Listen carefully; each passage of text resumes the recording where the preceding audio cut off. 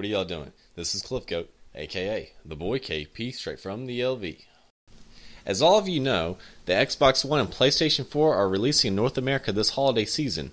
Many of you want to pre-order the consoles or probably already have pre-ordered, and you're just waiting for November to land your new gaming system in your hands. I don't blame you. I would feel the same way. But knowing that a new video game console comes out once every 8 to 10 years, you know what? If I'm a true capitalist and I'm an eBayer, I would consider buying at least 2 consoles. One that you own personally, that you're going to open out of the box and so forth, and the other console you leave in mint condition. Why? Because there's people out there that want to buy items in mint condition. It's like investing in a savings bond or setting your money in a CD or savings account. Over time, the further displaced a certain date is from the release date of a certain item, it's going to be worth more money, obviously. So, knowing how the Xbox One, for example, is a Day 1 edition Xbox One, and which is only available in limited quantities from participating retailers such as Best Buy, Amazon, and Walmart,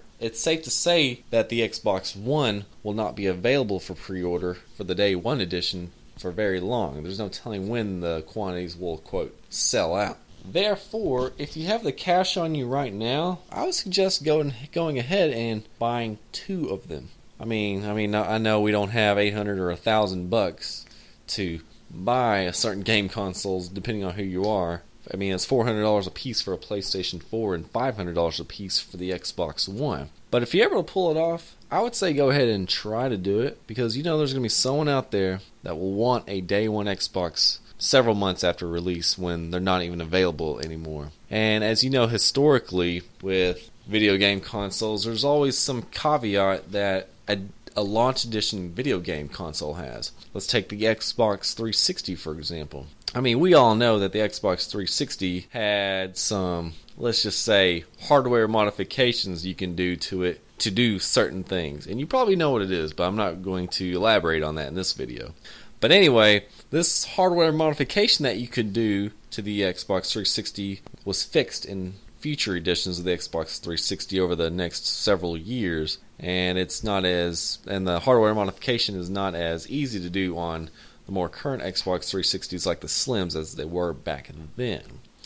So I strongly believe that there's at least one person out there that will want to buy an auctioned off Xbox One Launch Day Edition or Day 1 Edition, or even a Day 1 PlayStation 4, because there may be some special meaning to owning a launch edition further on down the road. It's just like you see people buying Final Fantasy VII Black Label editions for the PlayStation 1, even up to this day, for like several $100. I mean, it's a hot commodity out there. Probably the most valuable video game out there is Final Fantasy VII for PlayStation 1. But you never know. People might want to buy a launch edition console several months down the road or several years down the road. It may be valuable to them. You never know. There's a lot of video game connoisseurs out there that want that they're collectibles, and they want to collect all the treasures in video gaming that they can find. And if you can contribute to their cause, then more power to you, and probably more profit in your wallet if you're able to put down the investment right now. I mean, life's all about investments. You buy video games to decide if they are worth playing long term or short term. And that's the risk you take in buying a new game. Some people will just trade in the game after a month and get a salvage value back of maybe half off, like trading into GameStop. Like you might buy, let's say, Call of Duty Ghosts this holiday season for $60 full price. But then you wind up trading it in GameStop, let's say, for around $30 or so in about a week. You lost $30 for playing a game for only a week, but if you're like me, you'll buy the game on launch, like Call of Duty Black Ops 2, and you'll wind up playing the game more long term. But that's really all I wanted to talk about in this video today. I just wanted to give you guys an idea of what you can do to take advantage of the new consoles coming out this year. I mean, a lot of you will want to keep the consoles and not worry about selling it. I mean, you're video gamers, for goodness sakes. But take my advice with a grain of salt. Just consider the possibilities of what you can do with a mint condition video game console that you sell several months or maybe years after owning one. I mean, this is going to be probably the only video game console release, that major video game console release, that we're going to see for the next probably, I don't know, around a decade or so. Because the last video game console generation basically spanned from around 2006 to now. It's about 7 years. But my prediction is that we're going to go a little bit longer than 7 years with this upcoming generation of video game consoles. So I hope you enjoyed this video. Please click that like button because I know you enjoyed this. Subscribe to my YouTube channel.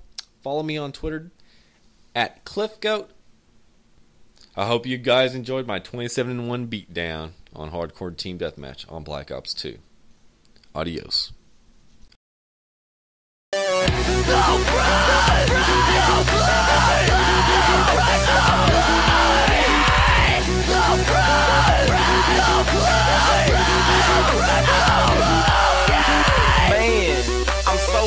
So clean, ride down 84 with my mug on me, got diamonds on my